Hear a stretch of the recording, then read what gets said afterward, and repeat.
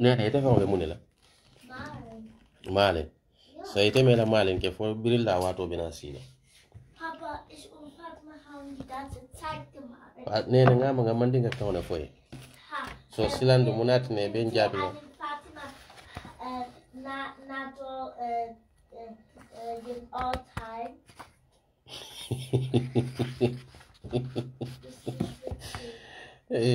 nene o Jawla Einen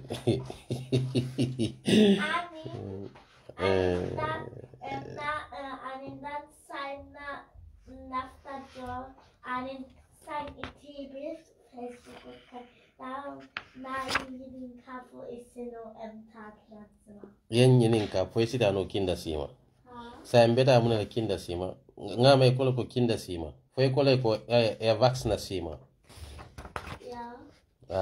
so ikava papa ita kinda sima fonde mu kindal Papa gehen erwachsen sima yo ngalbe kondo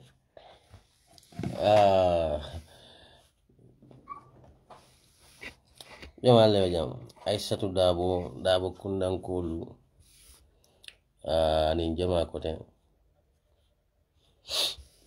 anyway nada rek hani sign del buka bada UDP buka bada nada hani sign your advice solom because comme Gambia media be men ke kan na patila you know hani sign it's all about provocation. They are provoking us.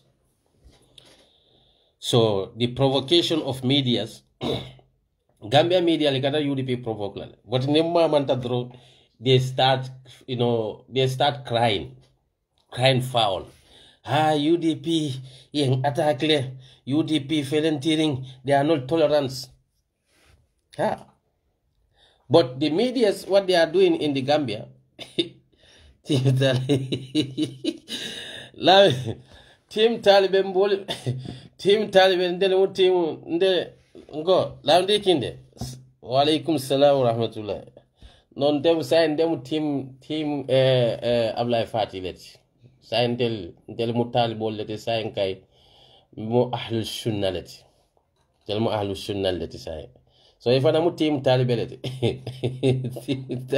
Allah team Taliban law for 2021 election. Yes, I said that one kondo 2021 election. Team Taliban is sort of like yalo. I manke team Taliban, team boy refet in your lamo, team boy refet in yalo. Think I team boy refet in your lamuiti. Landi kinde. Nearly ikili team boy refet nyola yalo ema sa na Gambia sunguri ni TikTok mo be ka talibela natalo ka wala ba ke mo nyola natalo yalo team boy refet nyola wait so sunguri ni dol beje wol fone and what they fail to understand these people nyil jama be kono e wol fututal de salonde yalo Gambia sunguri ni maje bob ke ta fana na wato fo sunguri ni be ka kumbo dol beje ba ma nyol fata man kumbo menke bob ke ta jewe ka kumbo landi kinde ela musole mabo yalo bachilo ya nying ni nata futuo nene idunda futuo kono ite kafala yara molen danne bar wolam ni benda muskendo fe yalo muskendo ni benda fe man deje mol kantone kon kono wartale because benda muskendo le fe aka tabila dima nimbota dogula hani suto dutala nin sulata do morolan katal lorine bakilo ya nyom bala fata kering nimmo fata bakilo ya kono billahi atela dunia ni fata bakilo ya kono bala fa balamo ka fa bakilo ya kono ma fo men ya local benda muskundan lefede bar muskendo e benda o fe ka fa bakilo ya kono nyon ni mi sote kering lawndi kinde boy refet nyoli yalo nyili ngame fo Gambia diwne na billahi wallahi taala ni al mistake tale bero fa nyimi United for Change ngoy wo sibi nyoli jele MC Cham nyoli beke pare nyamenna ibe won do kule la Where are they getting money? Where their survival is coming from? Young people, many allocates will be sitting in the universities or searching for education or research of, ideas. Walenyo kaf nyoma, ika understand ko ilafta man sa kundalela. Alma, I feel sorry for this movement. Ika understand. But the sad thing is, the media, they are helping them. Because some of these medias, they provoke UDP. Some of these people, they do provoke United Democratic Party. But when we react, it's UDP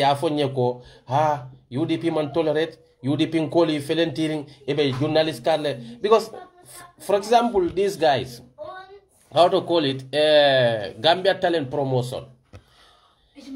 Every Tom and Jerry, any negative comment against United Democratic Party, they are just sharing it. They are trying to provoke UDP so that they also can come and start, start UDP accuse la. Gambia one thing, Nimbanko ngaku killing koros Nimbankola. Fatima, Alkamune Wurge. Ngama ngenyi nkamandinga account. Alafta munela. Sai mo kara jonko ne kabula no mamunela. Nene telefono sama charger. Mama kale muneke. Mama kuna house of God kuna. Okay. Adele mama no. Fatima mune muila problem oti. Ngamra nene nteni te bota diamu la sai eko mama e munefo. Mama ko e nyaadile. On 19 wa kukuma di uwa site yet. In 10 minutes. Sai ka hoyle munela. Adiala. So, coming every election, nabena sila. Our media teams is like most of our medias in that country, journalists, they enjoy the sufferings of the people. Because they have no news. So all what they can do, corruption scandals be. Now the journalists in the Gambia, they are focused on opposition, especially like Nana Tani UDP la Carola.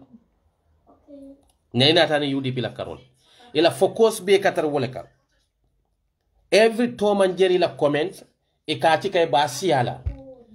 Anything ning ayataruko, it is abe UDP la name le tinyaka wala kuma kuruna mo against United Democratic Party ika waleta kake headlined, and that is very sad.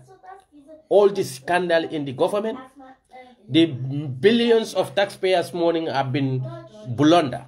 Ite journalists will get a bulala wall normal. So the journalists in the Gambia need them because our journalists, they feel they are untouchable. Because miro membe kunkono ite leka president ganyendi ite la journalism because I see some of even their fellow journalists, they are telling us that no one can start fight with the media and you win. Sometimes our people think they speak like they are not Muslims. Yes, Musa said na journalists olbeje Gambia, some of our journalists think that they are God, they are untouchable, they can criticize people, but people have no right to criticize them. And that is the truth.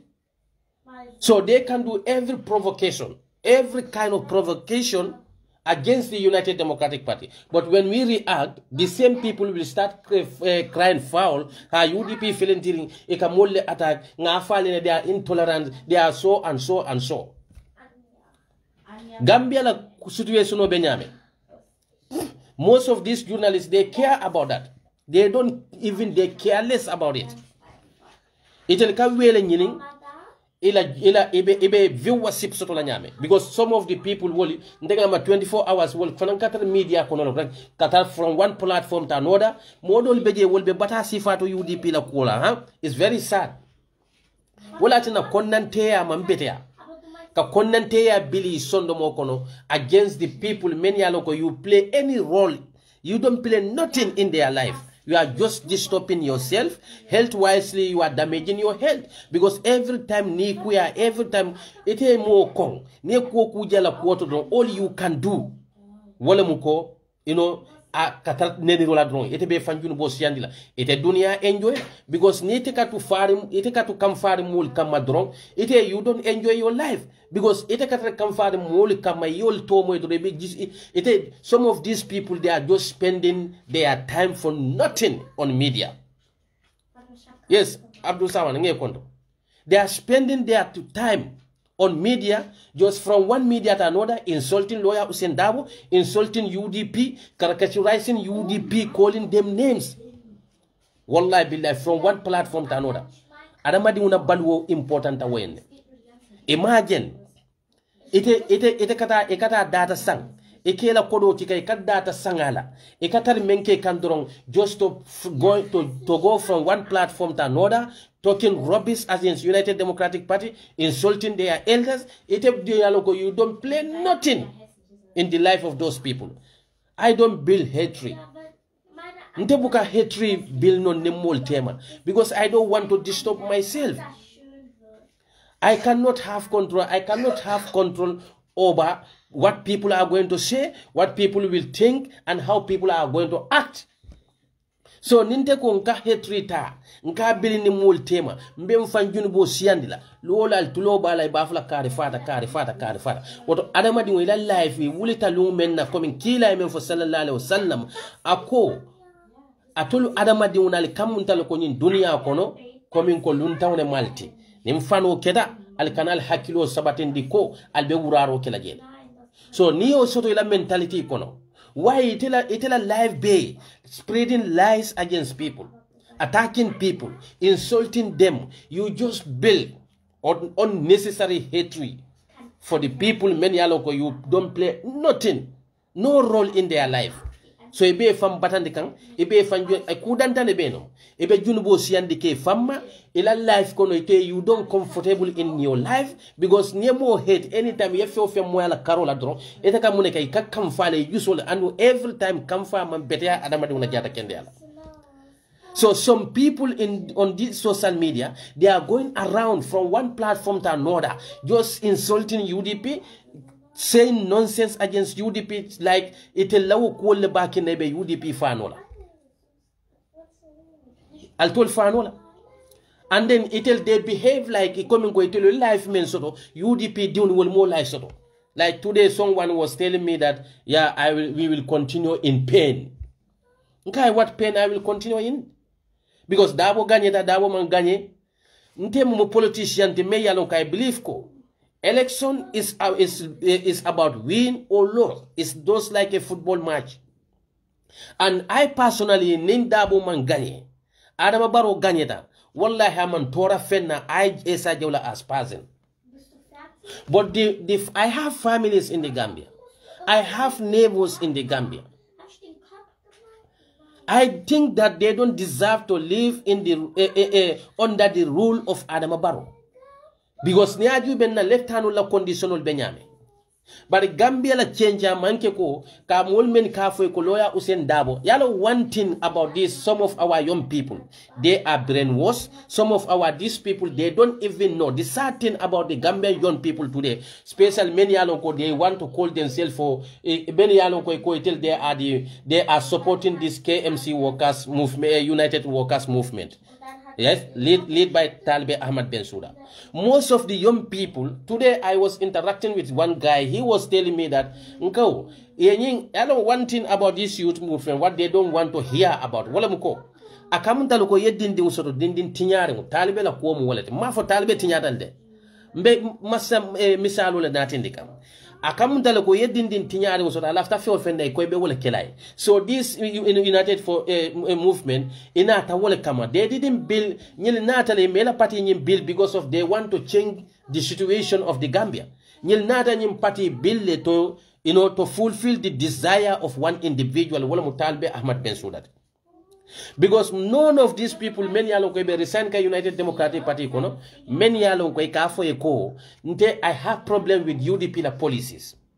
None of them, many are recent, I have problem with the way the policies and the manifesto of a United Democratic Party. E kam men foy ko ila principle ni wala ma bari ete be ka fo kono sanji tan nim feng sanji mu wan nim fe ite mo la principle le ite malo parti manke pre ite malo parti mu nenir parti le fo tumo men ne ite sulata fenna wo ka fo kono e mo so to wotumo le yalon ko wala la principle ni ite la principle te kilente. Is it that even fair to themselves? These people, they don't even believe nothing. That is the truth, whether we accept it or not. So you don't build organization to satisfy an individual. Ne organization or law. Mammo ko defo barinde ko man karang. I'm illiterate. I'm not educated. But I know that mfanang kuliata chapisi seotile. Nte iti bulane alinyilla ila kafo lo nyajube. Ite kafolo alek albota UDP kono al niman problemos to mo mali bay mo man kuma falima bari al kam fatale bigo sa tel lafta mo kun killing wala ke candidate oti so bri UDP mota alberi sign kan munela you want to fulfill e deun lafta menna comme ka menna e kanu deun lafta menna say wol lafta ko menna e te bole fulfill kan whether he succeed or not wala mu ko dan ko doron wol lafta menna wala mu ka ke candidate oti. Did these people believe change? They don't believe change. Ning ayatar ko Gambia la koleya wole jil sula. Ning ayatar ko Gambia bata membe Gambia kono. The bad governance membe Gambia kono natar wole jil sula. Do you think that these people, they should bring the division at this junction? Because akweta talbe maleko. Wallahi billahi tallahi. No matter what kind of coalition you may law, without UDP it will never work. And Taliban, I don't think what sometimes the opposition should come together. Taliban should be a unifier. Those people, they are crazy. Sorry for the language. But after all what Taliban did to UDP, do you think that the same Taliban will come to UDP to be a unifier to build the coalition with United Democratic Party? You do not know. Eko party o me yalon ko la principle on ite la principle o tekile.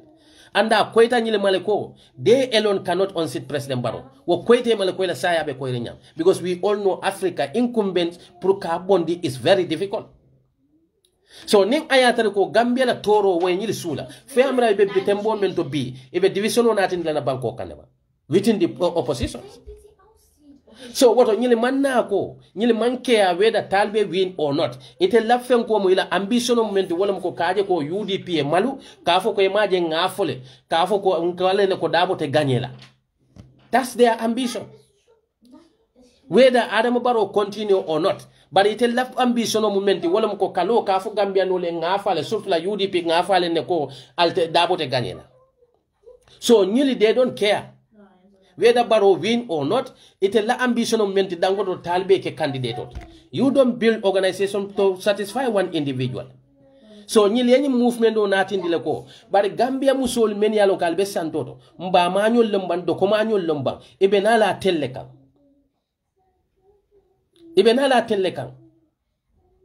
Ikana teli menikang ilafte fam billa ila ambitiono wala mu koy teli fana yenyi official soto yeke minister solti bada falla batay nyil sula leba because nimmo la batay sula no matter what ibe sacrifice la ko ni ite lafta ko bata membe banko kaybo ani ite alon ko kan divided woto bata nyim bondila na unity dambane so bata nyim bondino no mari nata divisiono natindi woto mari ya tella batalo neba amala batalo atebe concentrate menna ala aim and objective wala mko to hold that high position no matter how ateba asoto la nyamendo because nyul meni kana the people like Duduja wala tina ngafole jango yalon this KMC United movement one thing they have to understand ko mo jama be nyili no ma manke ko lafta talibe lalde jama be nyil noma not that they want Talbe Ahmad Bensouda the likes of Duduja I never, a man may yalonko, may yamirako, he's intelligent. A man may yamirako, he knows something why he absolutely don't know nothing. But Gambia lebu nyama. Nka mole natin di many yalonko, they are zero in brain. Nka wole sindi na media to kadiam. The people, yalo, these are all part of the civic education. Bring the people, many yalonko, they have experience, they have ideologies, they are honest people. And talk to the citizens. But today, look at the kind of the people they are giving them platform to talk to the Gambians or to discuss the issue of Gambia. We as a nation, it will be very difficult to move as a nation. When you look at the caliber of people, a platform or the wala kweka diamu Gambia la political. The people who don't know absolutely nothing. Why Doudou Dia didn't tender his resignation from the APRC? And this same Doudou Dia is defending KMC United Movement. This same Doudou Dia is defending them. But up to today, Doudou Dia never said that he is part of that movement. So what Doudou Dia and these people, they have a different ambition. What ambition of Muneti, Doudou Dia's aim and objective is to see UDP collapse. What am Doudou Dia's ambition? Alafta UDP collapse by anyhow. Because the Ajube ala analysis be lot of people will do if UDP. Let us see. It's like if the people are going to leave only UDP. What about APRC? He never talk about that. So Ibajala ko Doudou Dia ambition and this movement ambition is two different things. Doudou Dia be menyin contract la duwa movementi wolem ko UDP fa. Wolem ko UDP dismantle me yalo ko that is uncertain. What a killer. Alala ma ko kama. And you have a lot of Doudou Dia in that movement. They are not supporting Talbe because they want to endorse him. They are supporting Talbe because they think that when Talbe leaves UDP, that will be the end of the UDP. Those people are not even supporting Talbe. But they want to see the downfall of the UDP. And you know, some of these people, they don't, sometimes they are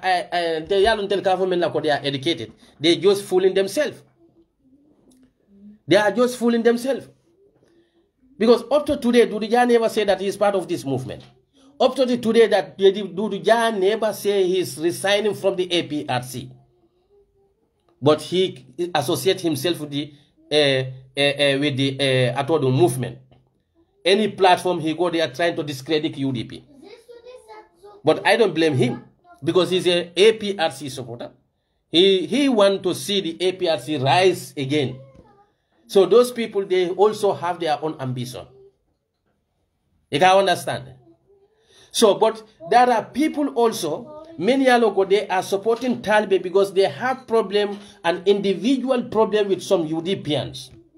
But their heart is in UDP. Olatin nanko dunia ninkuo manta aka kawyo le batandi. Comme alaka fo nyame inna Allahu la yuhibbu kullu muqtar wa fakur. Alaka man lafi kawyola amal lafi lan tamino. Walakin an kafo na brothers and sisters many aloko our former UDPian al nibe ko kuto tani hakilo la sama membe na imalonde. E hakilo de. Surtout la nana tani Gambia political. Do not trust Gambian politicians. Never did it. Never do it. Because the politician, most of the Gambian politicians, they don't care about the electorate. Well, today, look at some of them. Are they trust? Are they even honest to themselves? Isame bafule ko ha luwale sembodi talibela ay tara nyim position to luwale sembodi ya menten sanyan. Yes, luwale sembodi la kodo to ila concern. Ila consent. You have to guide by your consent. Anywhere in this Europe here, about a political party to say recent from the political party, and they take it about political party la candidate already. Ila consent cannot, take it to continue holding the position from that political party, even though the law does not ban them. Natari temari mu forolet. Kana jube ko luwalen guide nyin. But to moment na ko ela principle and what political party la principle manta. But what political party o la tiketi keta woleti debitote. Iketa woleti chairmanot. Iketa woleti councilot. Ning ayatare ko you have moral, you have conscience, you have a kamen for ila foroya ikakanta. Wallahi you will resign all this position because it's associated to the political party. But they will never do that. That's a Gambia for you. Tuwabo men yalon konko e manke misili molti.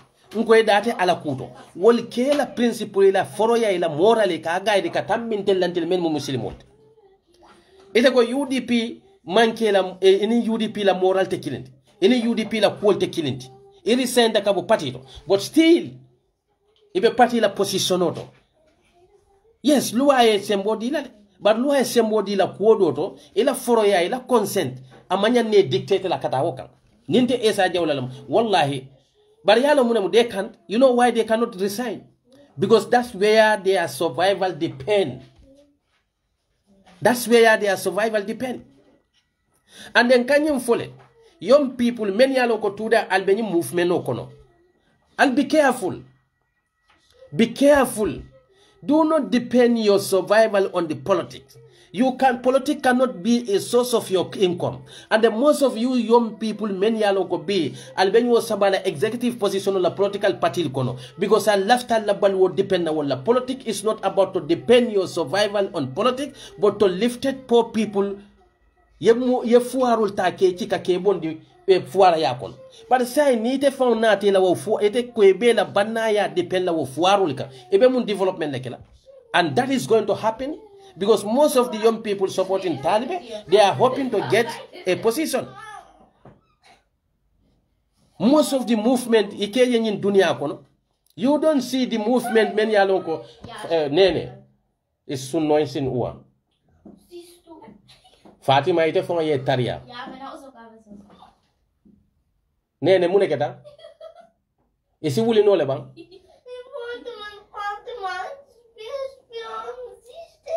Ist egal Fatima bala Aufgabe kelate fonga beta ila wala cha. Ata.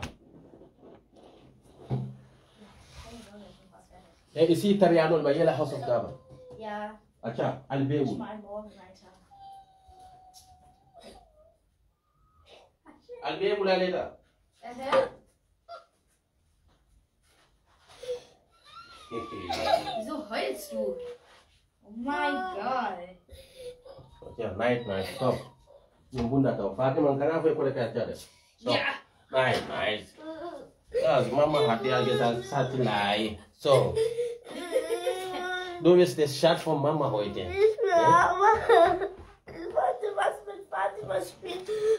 Ja, ist okay. Guck, ich bete. Ich räume auf. Nee. Komm, umarmen. Umarmen. Du wirst das Schatz von Mama heute. So, night. Papa liebt dich. Ich war doch auf Fatima. Ja, Fatima, denn schnell. Sisla. Nge konto. Igajele. So meme for kandro, most of these people ila problem on menti and then they want to depend their survival. Yes, all is good, Sisla. So they want to depend their survival on politics. So niajube intella Gambia, most of the young people today they see the politics as a source of income.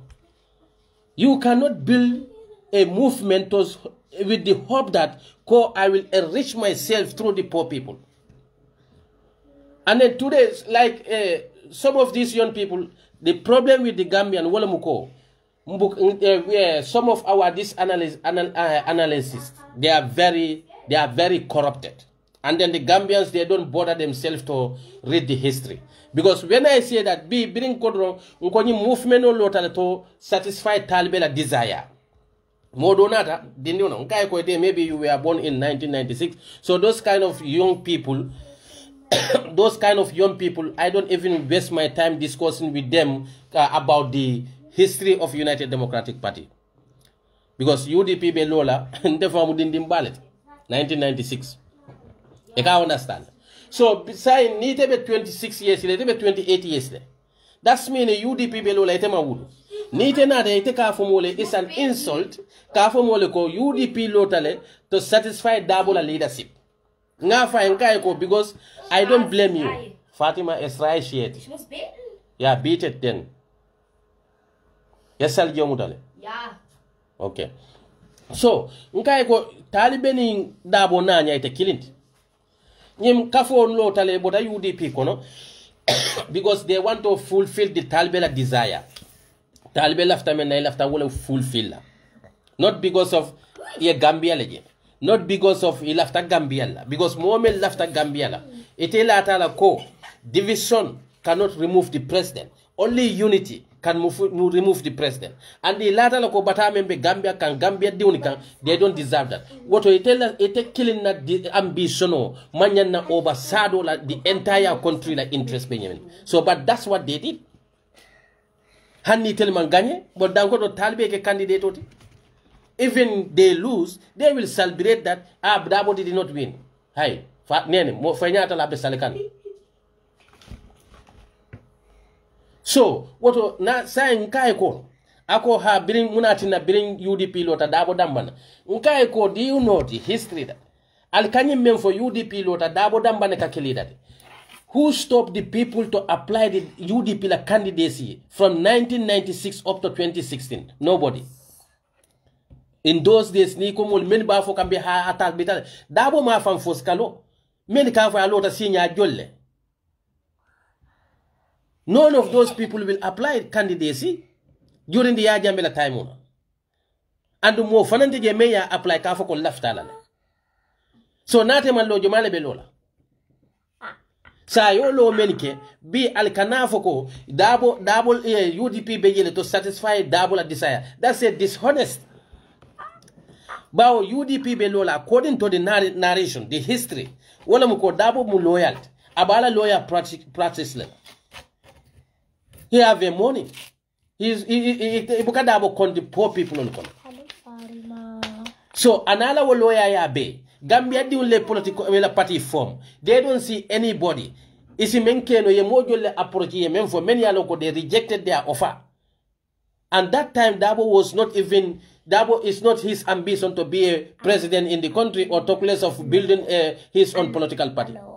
Molle tata no mainata kafaiko nafta yelda party lead. You cannot compare with Talibe. Me yalo kakabe club candidate to the buy and force. He want to be a president buy and force. You cannot compare them. So saying more me yo batata molie. File footer that when the things was difficult, when the going was tough, no one was there. When the thing was tough, no one was there to challenge him. So what on tuluman ngame nyitanda madla ko kai ko sai nimfuta ta ko shono yata iteni nyon ka fontine na ka foko UDP lotala to satisfy double leadership nkai because you are too young, you don't know the history, you are ignorant about the history. That's why itebe nyimfoka because the people many along ko ni kadiamu, they are so dishonest to tell you the truth.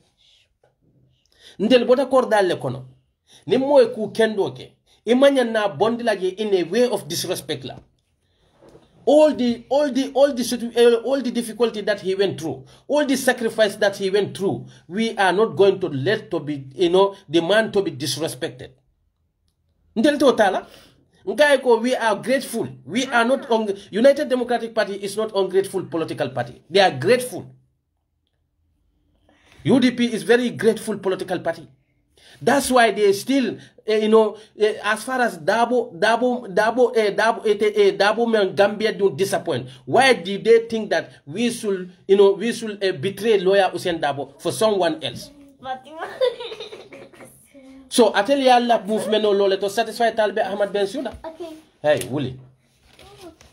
Allah party movement no lole to satisfy Talbe Ahmad Ben Suda. But UDP was founded when brutal dictator. Me yalonko 1994 like kudeta ke a political party be ban Gambia kono. There is no political party except DOI. There was no political party. So alfal na taka wo party ta ka form ina ata mo nyining foye mo so te kay kon telle lafte yen tambindi nyat iso ni mo compare ba me yalonko ako at phone I decide ka ke candidate to by force. You cannot compare them. Dabo is not a greedy man. If it is only position, walla din dunia la naflo, Dabo could have worked with Yaya Jammeh. And that will be the big dream of Yaya Jammeh, the former president. If it is because of only interest, Dabo could have continued working with Adama Barrow. But he don't want to let the Gambians down. Because mole lanno sotala. Ala no ama mol betray, but you people want the Gambian to betray this man for a young so-called young leaders. We are not ungrateful peoples. We are from homes whereby they taught us how one should be grateful. ni moy ku kendo ke ikajo ku kendol bar mo kana ku kendo ye ke yajo anin doyala so la kafo nyi lota men ka wala muko ando yaje what goes around comes around adamadi nyin dunia ko ne ku ka be jole to in a history will judge you talbe be nyim menke kan one will also one day inshallah ila nyin kafo anda ate ila o kafo fo de futala wo positional to memba fala ko ba fala ko kununna atele nyin ke bibe nyin jolal to ndel bota kordal le kono ndel kili wakili mbota kordal men ko nga alfa le sotoje alla satul to ka kebal le keje alkalot al munatin al mafal la satul ando nyin dindoni be nyin system moment takam comme Gambia tel men be santo ta tul alfal ko aka start at the beginning na ko be kunti e be nyin men fo kante yon leadership nali e endos nyin kan e alla alkali al fana be ne tala le ba fala ko young people la nyanda kala alkalot because they have no respect for the elders. They think that bari tel nyinata ko ntol kiliwo kilim bebe keba la bi ebe 20 years 2016 model beje ebe 20 years old kono bi wolbe sanji jolle adamadi kadwale ye kebaya but to do not discriminate people based on their age, do not discriminate people based on their color, do not discriminate people because of the way they look. But the mentality these people have, they have no respect for the old people. Na meta la alkali alfoni ba fala ko ha young people la nyanda kala alkalo. Ibe ni wuro membela al dunia banku soboli nyinin ka bang al ye banko jomal je kabira Ruslan nyole, China nyole, India nyole, kanabula America nyole, German nyole jang al nyinin kay la history to dindi unene jam marale. Because those people know what they are doing. They know what they want. They know what is the youth empowerment is. Ngo ni lafta funding kiol mako ile kallu walle landi me yalo ka be funding kiol mako ila skills skill worker ila fenkola ila qualification wala yeke jamanul ka fo mena self standing independence, they can employ themselves. But how many people are graduating from that country? Most of these people, many are United for Change. Some of them, they graduate universities. Some call themselves lawyers. Some call themselves a software developer. Some call themselves Funtel. But what can they do for themselves whereby they will depend their surviving on that? So they want to depend on the forefathers. Wala I can sanji taworo na independent in certain in science nkamune produce no. Every year you have 1,000 graduates from the university, college, and grade 12. What are they doing? The country is still moving backward. Sanji taworo bangunding. Ikajube kodo menketaje. Look at inyalonko Gambian tolu why we fail, why our education system is just is catastrophic. Example otanna poro. Gambia poro na seaport. Sanji joli wo seaport o beje jawara alikon londitiol mansiya jawara ba jawara sanji tansaba ala marlo ko tayo poro ni maranole ama hanoba to anybody, any foreigners. Ya jawara nyola time na Gambia la gamtel according to the Gamtel telecommunication system was best. And even though iko jawara nyola time there is no we don't have so much intellectual in that country. We don't have many intellectual in that country. But they still manage our small resources what we have. Ya jambe nada jawara time jolburo be Gambia kono. So when these people take over, so-called youths, because Adam Barrow, when he became a president, he was like in 50 or 52 years. And most of his ministers are all young peoples. They come to blunder our country resources, small resources we even had. Jawara meng prepare molena ta yabetinya. Agriculture is dead. Altale mol nyininka before Gambia is part of the countries many aloko. We in West African countries, Gambia is part of the countries many aloko. They export the cotton. Many will 1996 in San Demali nyininka how the cotton look like. They don't even know. Ekata sato to ye fansun tia mondi tulol soto ni la tio man say kabe tale yabe mondi yake tulot yake bidon kono. You can sell that oil. Today wo bed disappeared. They killed the agriculture. Ye jolburo ya tarje ya fadak. Right? Jawara time una fombe tembo mento college bukajo. But today you have to pay the college. Puri diwe tai karan wo college fund. Right? alla Gambia la banko na silo me yalon ko fon la birijo me yalon ko ngalon na kodolla ya kika ya alla banko la silo ima marano. That's meaning fon la resources me yalon asona na banko ka. The people men yalon ko they call themselves scientists, they call themselves political analysts, they call themselves intellectual. They cannot even manage our ordinary roads. Nga silo men soto na birijo fo yaki ka kadi wandi banko la sanji mu wandi lulu kan na birijo tile na silo abe wandi molle bulum fon la banko kan. We don't learn from those things. Big Gamtel fele is already dead. So now as a country, what we can call in that country as our own, we don't have nothing absolutely in that country. Everything is privatized. Ebe banko from state resources, they ebe na from beta ka ebe abe tile. Who are causing that? Those young peoples. Go to our parliament. 95% of the parliamentarians, they are all young people. They are there every year adding their salaries. Every year increasing their salaries. But the poor people continue to suffer. Wala tina ninga ya maintain sanya nyoli be wuri na we are youth for the change. Woke balam fo fana nyoli be jube. Allah atodo the Minister of Youth and Sport. Bakar Baji jomale kala kumof. He's enjoying. After blundering over 300 million, because they take you as a fool. Because these people come to distract Gambian for their personal interests. Now the government continue to blunder taxpayers' money. Now nobody is talking about them, neither the journalists in our country. Bakar Baji today, about enjoy Kang. Is it not a shame? Jawla the time when a men man happen. Ya Jambe the time when a men man happen. Today we have a Minister of Youth. May Yalonko even I'm 50 years or so. He failed the sport ministry totally. He failed the youth in that country. And the parliamentarians themselves, they are all youths. What are they doing for the youths? Apart from the defending the cabinets. Bakar Baji. Abe munekega. Is it not a shame as a country, many alonko, na independent time inside them 60 good years, Alkata la national team, Allah national, Allah home game, Alkata play Senegal in your letter, Alkata play Kenya in your letter, Allah home game menyanta play la Bangkoka. Because of what? You don't have a proper stadium. After having our independence for 60 good years, and for that we don't feel ashamed of that. Wala tinanenga youth soldier be wuri na kweka UDP attack. I know that country have a problem. They care less about all those things. Alla banko, al katala home game or play one the banko, and you expect those people to respect you. You expect the Senegalese to respect you, and they see you as a foolish peoples. Albemul batan la youth for change. Ku kutangiri nyol. Amusu kafuke. Meni yalo ko jegol ibe jurumari kuna. Jegol te bande kuna. Ibe mole TikTok ibe wuri ne fanya. The youth for change. Ku kutangiri nyol. Molla molbe sandote. When they go to the hospitals, they don't have medicine. When they even ordinary water, some people are crying for it. But the youth population, many yalo ko wole na dibite bunta. Ye dibite bunta le ya concord. Ibe munelaji. What are they doing for those electorates?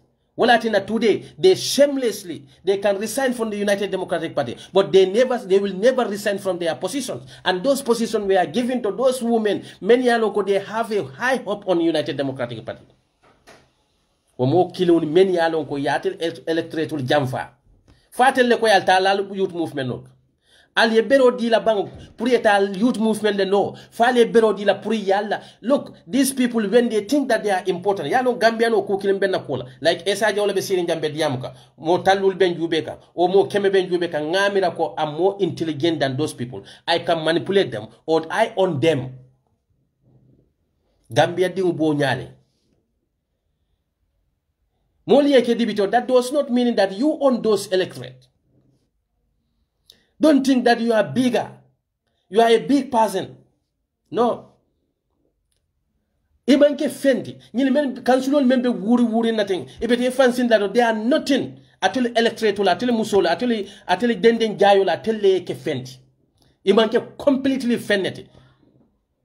Najeji ba fola ko councilor honorable kale honorable. Who made them as honorables? Gambia di uniake fendi like ngao APRC Noto Alliance menje akafa afanye ya as a youth who score more than 5,000 plus as a parliamentary candidate, I hereby join. Look at these foolish peoples. So they think that getting 5,000 votes, meaning those voters are yours, are your proper, are your the individual properties. But you forget that those people voted you based on what? Because you belong to the Noto Alliance. Those voters, they didn't vote you because they want you. They don't vote you because of you own them. They don't vote for you because of you are handsome. They don't vote you because of you are doing something for them. They voted you because you stand under the organization ticket. And that organization, based on the ideology of that organization, that's why they voted for you. But Gambia di unia ke pala soto dreng ate cameral ko menia ke pala soto atele tamu wolte. Instead he respect those people, he will start disrespecting them. Ntele mo kansulote moli ente fenki janne ngado ko le kenna tundor but moli ya dila foroyani lanno men kama yo foroyani wolando tinya. And these are the things we are celebrating. Ndiuni men be duma fombe ma ko ekane mantari ma ko eka. But they think that they are doing this to the United Democratic Party. They think that. No wonder our leaders will never respect us. Look at Adam Barrow. A country whereby the citizen, ibe sino kam banko kan, banko kata demban kilene, yemul tarjebe ilarim banko te ka jodun di bala because they don't have bed there. They don't have enough bed there. A hapunta nela ngana mo samba faji kunda left and ra collapse nga samba faji kunda left anoto ikonye ko ajambe farene. Ngoy gal transfer fen ko dinna ikonye ko man laran so to jande ba fon nimbe na duna nyola bare ala yake atare ko ke dole beje wo fana mala muneketa la baramata le fani mole dun danyola yo barama yelo be fen wonata fa ko saate be nyame he feel okay wotu mole ate ina to discharge dela mo be sirin pus puso ko ya ti ke wotu mole nata la down di muso nyinna and ikana moy wo bangola president aka 10 million ro kasti ka kadi almamul kadwa e kafa e ko ha almu mela jang naaje nyim banko be fenko kono kairo be nyim banko e tele nyin kairo sabatinde nyinata ko banko diwle ka kairo sabatinde katum manzaka fitino ntella banko ka manzaka fitino create lolo abe molla na flodo mola media kan abe sembo jayla molla banko dun be sabatiri ngaka be munyari ngaka bari itil kawuci kay ka foko nyaaje nyim bekla mansale nyinke na mansa nyim peaceful tale instead of thanking the citizens men yalon ko they are accepting every rubbish against them. That's the country we are living. Almamulu alonnalu ye mol fel ite amira ko kila al jamano nabiyo mo jomalama wala sahaba jomalama la jamano nyimbekela nanunto molu ala ma fo molal nyanta jame on sulola ala le adamadiya janni fembe na nyin dunya kono adamadiya le folota nyin dunya kono humanity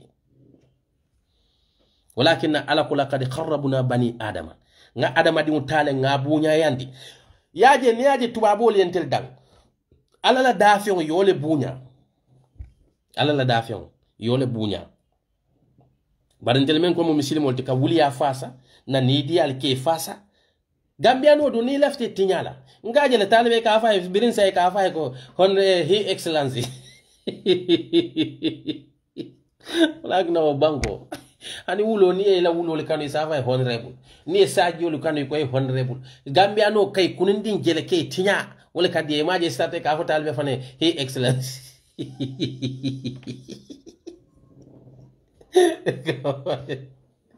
Kawai ko His Excellency tare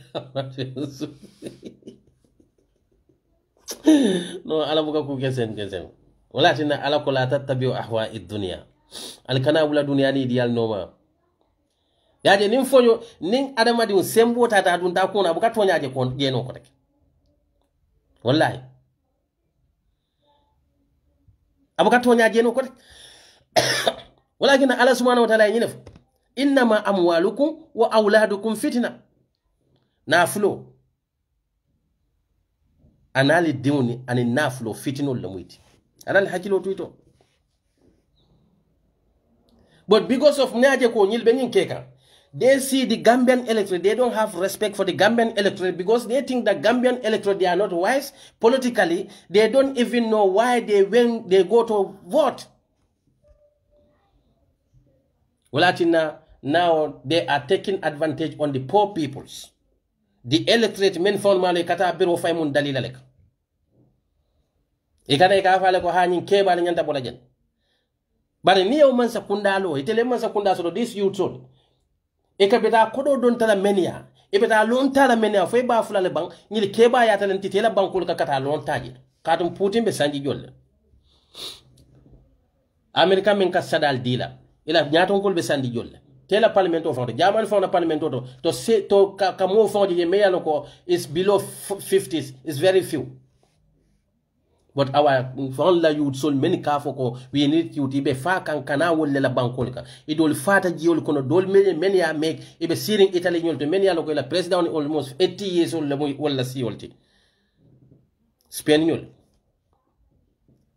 all these European countries ibe banku jomale jila many yalo ko ba fula ko ni Europe me yalo ko hanina sunkudi ndun ceperun men yalo ko bi ni isa ni tate ni manke mala ko buka la fi la fam wol be sirim banko men kan alfa la banko law wala ka fay ko we one youth is that not dishonesty be sirin jaman la chancellor is 62 years or 62 years ibe sirin America atodun trombe sanji jolle ibe Angleterre alla queen yol takada sanji jolle alla prime minister mu sanji jolle. You don't have problem with that. But you are fooling the Gambians. When you know that, alfa many yalo ko wal kemire le samalla, ikemire diun le samalla, wal manna flamboyant life la, because that what keno la flamboyant. Abe mune nyinin kanyin dunia kon. Domoro dol fon be jata ado mono la hanna diatai. Amanka fota bara la keba ya betembo mento. And you think that person will come I bank wala na flotinya. But it many hanila life from start follow. Most of these people they have no qualification. Some graduate from college, some even those who graduate from university. What specific field can they work there? They only have papers because what they believe grammatically, you know, Gambia is very when you come in terms of English grammatic, their economic is very powerful. Very powerful. We want to belittle our elders. They don't. Kana alfalta kedo yandi nyali ko. Kana alfal doyan. Women yalo kuni tata kasola manke ko. Yesunya. Women yalo ko. Women yalo ko.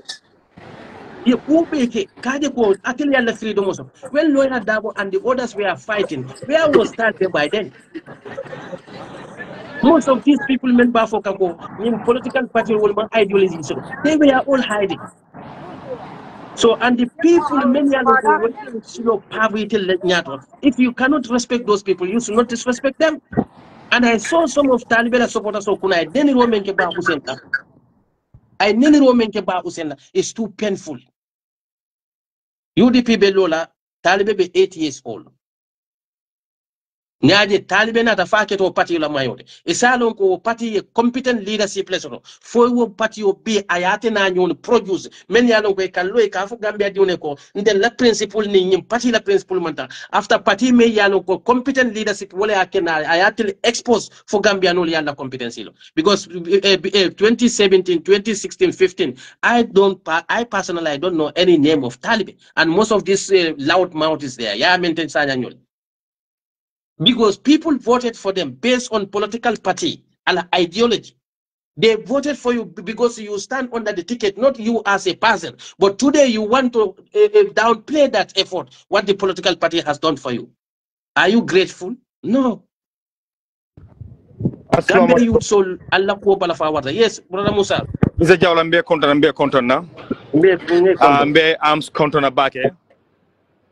Arms mona multi but mbafal arms ko na UDP, you know, we need you in UDP anyway, ala ya long. Need tela jela, you know. Anyanta nala le. Ya internal of course na be kachala lafta ina parce que sulana back contact the back alben kacha munna. Yesterday I was in Spain, been in Spain kunum.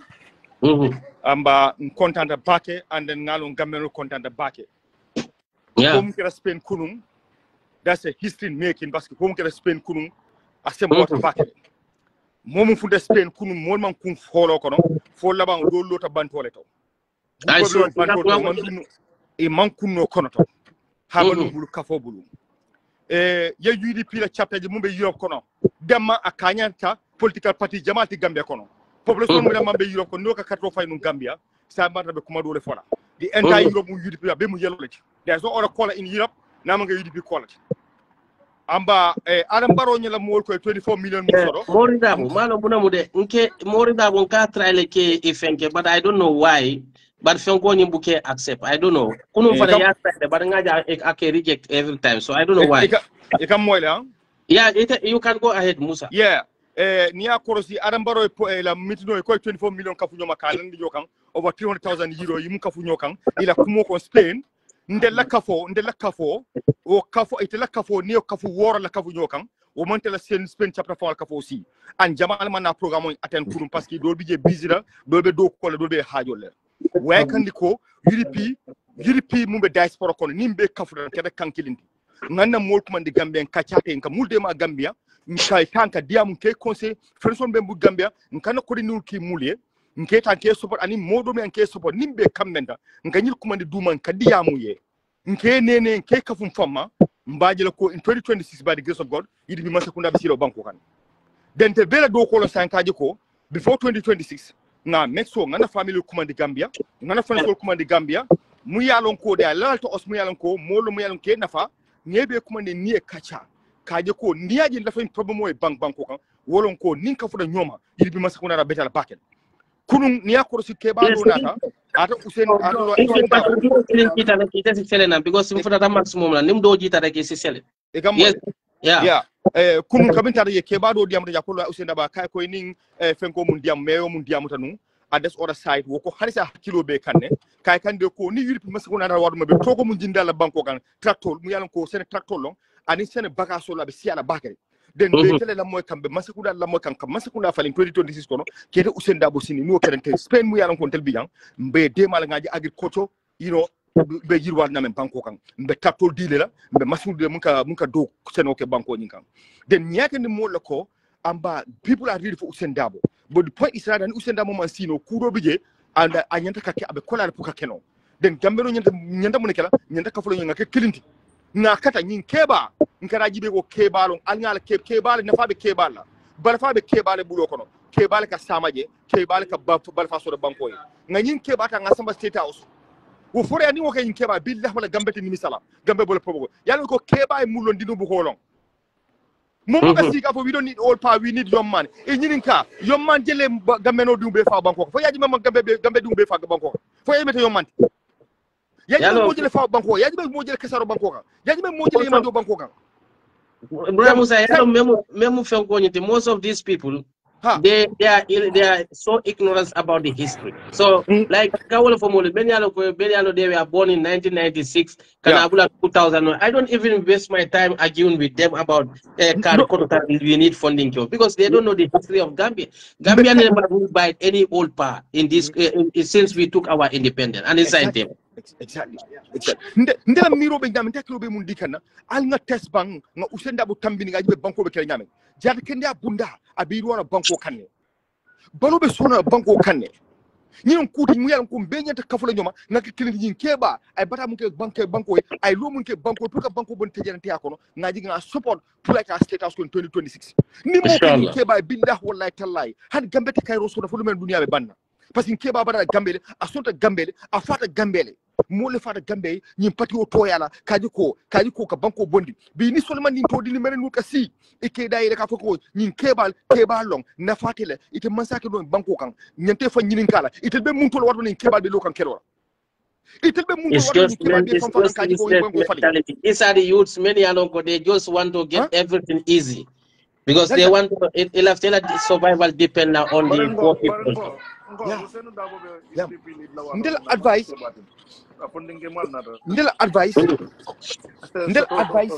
ina funding ke jumal je mende ke bayal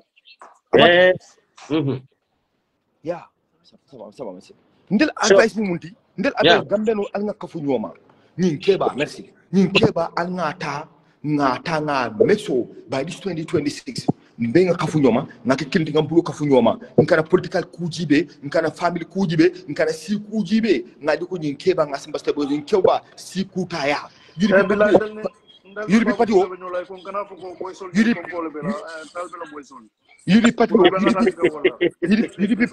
party o si o belbe UDP party o kono ala korosi a ñaabalal mo be ñaabalale mo jël na him party o programme o kono surwalumba mandinkoluma fulolumba sarkulolon kurundene sarkulo musolo be siri nyoka ibe sarkulo kon kacha kan kunu wo kay kan ko nyim party o is for the all Gambian people nyim mantra mo clear nyim mantra siye usena musom surwalti ajam seka musurwalti nde musa fofana nde man ko li nyawnya bari fami do sarkulo lati ne fami mbama surwalti mbama bubleti ko we need to come together ngambulu kafu nyoma na meso Gambia man ni ko ka fudu suray ka fudu jolay jola ka fudu serole man ni ko be mu fudu kan jola ni ko kan jang wodo te nyaka mo ne kala nyante ni suko bon programme ko Musa mela kumo kundi agente ni siku fa I don't even like to communicate ya akan dim mo because momo ka fo ko sikar nyul man la fan e be fan yale foke meni lafta la sala man sakunda be membul munati ne man lettano dada ni tel lafta siyo be le lettano dada siyo meni yanu no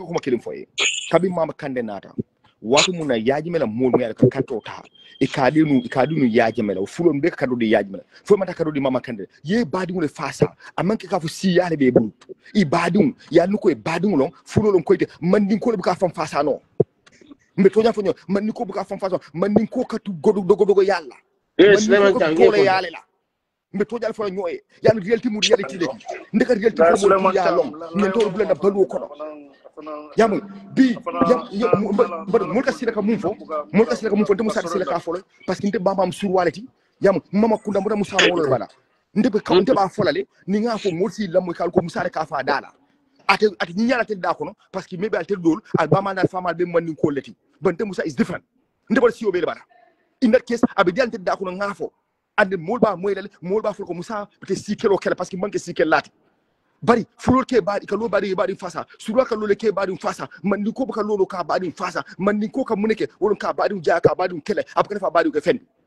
ita dunya banku man ni ko ka ma tan yalla ni ajube ke badi on fasa man ke tanati because ni e badi on fasa to nyakan that's mean your society bele mako because to nyakan si na kan gambe bari ko so kili foy kabri yaji mena in power kabri yaji mena in power yaro ko ye aman fana so ba ke ndo fana beja ali so nga diamant ne fa ko kilo fara kabri yaji mena in power ali jola sari jumal yi moy kato tali Hussein Dabala fane the entire jola du abega kato di yaji mella o manke si keloti munon pomoti yaji me yaji ko abadun laftanale wala ka kato dia munan man ni ko fanto kelno badi moy Yajimela moto wule kato fire is a no-go area for any other political party.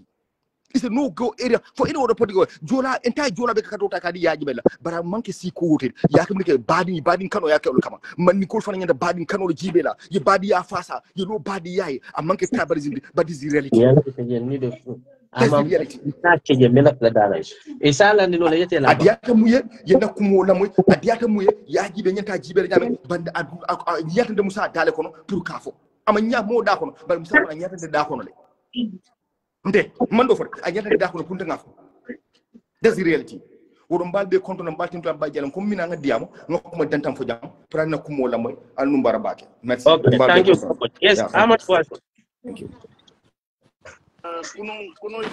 kuno ibenta attack kanne ko konko talbela boy sol konko le bela so ko mandi amol ni ko konko na fo so big yo sing art no le ko dege sing art no le big comment na man tam la dal to ben ko mandi kan tol bela ko dol ba fula mulu nati gol di dol ma fula mu konko di bari na screen so to jale be attack kanna do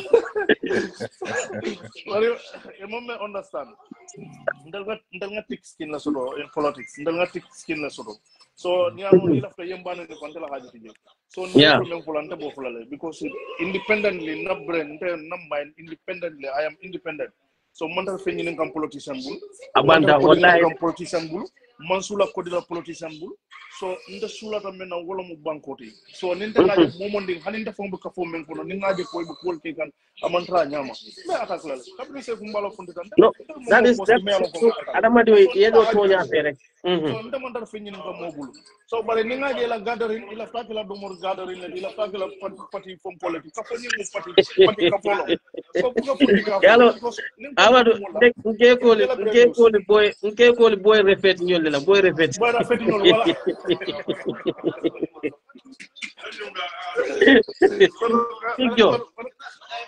Ringjo adna malo muna kada de bar sanko ni ba try kan de ke fenke avanson yes Amadu go ahead yeah so ndema worry ni boy solla you know because ndanga lo nako ibe ita ko kunin kala ye fiti nyawo nyandi foka sapika because kuno membe tata kuno biwo membe tata kuno okay useno dabo ikawala ke baya mengo ndanga lo nako most of these people boy sol milalon ko be Europe jam wala be America you know most of them they are delusional itel be janne ibe bankol mel kan yalo nako lidal mel be bulje ibe mke balle ibe yolo wallahi yalo ne melbe America yalo ne Joe Biden mu kebal yalo ne ko Donald Trump mu kebal nin kebabu taje kebal ka sayje so Obama da mala funding ke mana malla fin yaaje nene afu nene nin nata no nabe problem so la Obama da mana funding ke nata so ando hane Obama fa na ta fula ko youth solo Obama bina tan bita 40 lan ita understand so mol kana na jang ka futu ha funding kellum anu Gambia ne corruption oje do mol mel ka involve je most of them 90% abeka ka funding kellum itelle mudi ika institutional mel be fo ka mo fonkol mel be fo so mol mel be ka involve you corruption of youth solo na parlemento fa jube rek na parlemento anu ni nata jibe fana ila kafo ni ala formation jube they don't have agenda ima idea so so yalon tay na problem mo mendi nintani Essa falbe talala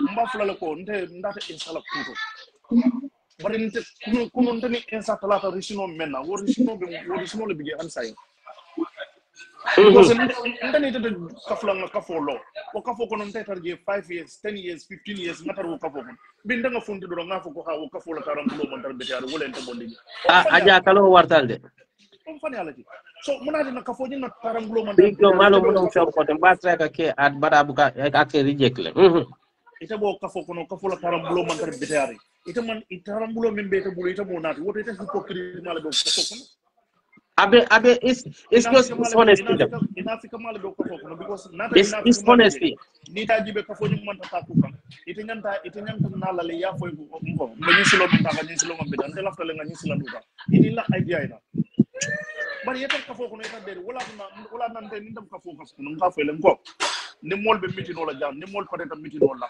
ni be fem ni fola ko jam bari ni mbota miti no lan tata ko han te lafta jina fola mba fola ko dem na fikol itam kafo nyalan because inyanta men fola inyanta fola kafo dulale fo mol lafta la fo mol man lafala bari lumbina isa ko nganyum fole almason bari ka boto fo miti no ba wala fo mol janja yena fo ko ha ndalafta jina fola yoje momondi na be kafo no na fikol ma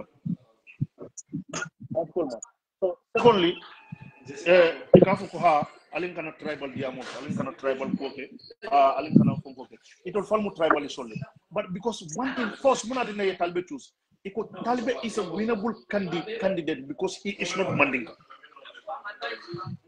you know ila fonko iko talbe is a winnable candidate because he is not mandinga so that no this is if no yalo ni dikany academy so that's mean mandingas are not winnable candidates no actually amaduka damando amad sorry da ngiri amaduka ina form wala first notion odi ini mennata kabri be no so kamana ina form first odi first odi ini mennata exactly talbe is a winnable candidate because he is not mandinga so all the other tribes will like him so say no problem all the tribes can like him but it as a mandinga fighting under more support la million ko they marginalize your tribe no it's very sad but yana jomande fon la mo le ka fodi because anyo fan ne no te kering ke fan ne ni ate kering kanu e ka fo mo le ko Ndete gagné ndela siyo te gagné no la mo banko ka because if wa ka mo le ko yente hate le ndete gagné no la sal nga mo yalo man nga sifa fula la soto sifa fula la soto typical mandingo typical mandingo ani banjul mandingo so ni mandingo fula soto so ndella mo typical one of we are proud so yalo am ni ko don typical mandingo yalo ni ko typical mandingo be jomal le ma if on ko ñu e kan de ñu wa kaw ñol from Birkama from Kiankaji from Kiankaji yo for ikatra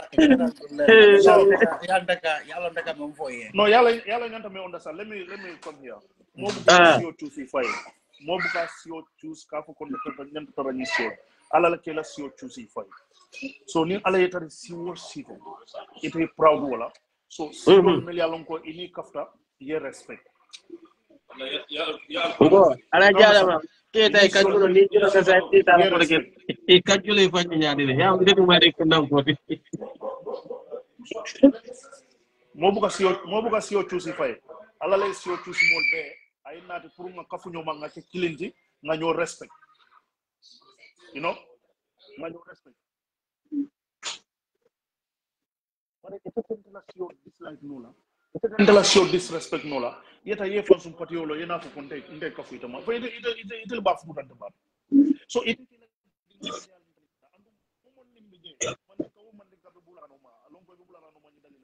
lola ka ko ala dinke dal be la dinke dal yes ni lafta